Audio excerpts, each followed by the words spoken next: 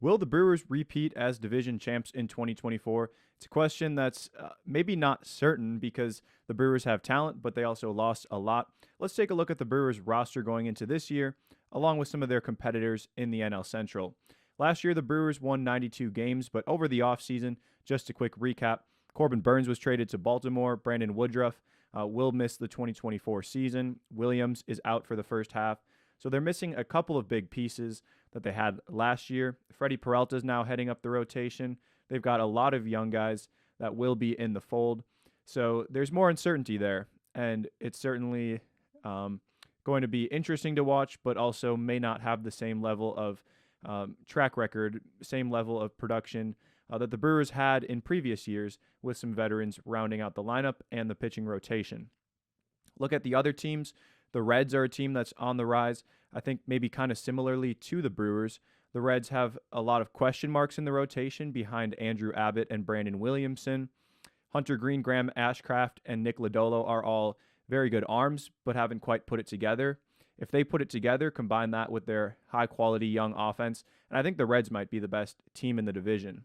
The Cubs are an interesting team. They've got some superstars or close to superstars in Dansby Swanson and Cody Bellinger. Nico Horner is an excellent player as well. Ian Happ, Seiya Suzuki, along with some rotation members like Justin Steele, Braden Schulte, Imanaga. So the Cubs have some nice pieces. Of course, Craig Counsell being there. That'll be interesting to watch to see if he's able to improve the team to some extent or get the most out of his players in a way that David Ross wasn't able to.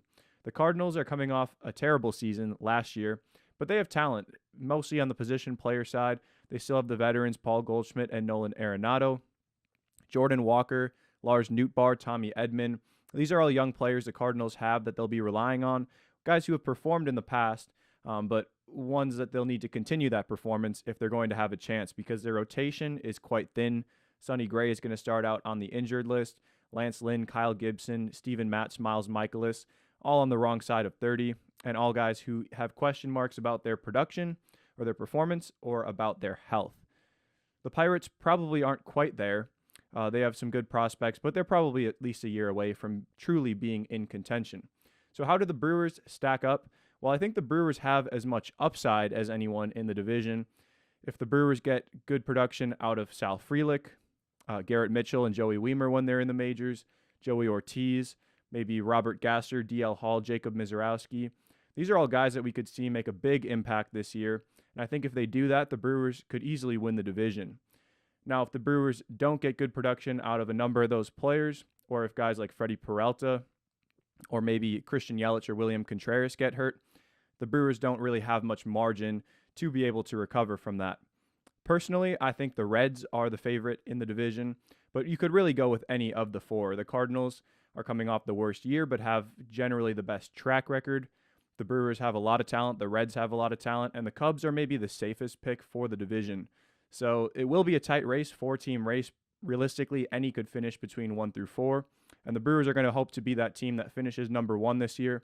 My prediction, Brewers win 80 games, 81 games, and finish in 4th, but I do think there's maybe at least a 20% chance that they still win the division. So it'll be an interesting race. I'm excited to see a very wide open division this year and excited for the baseball season to get going.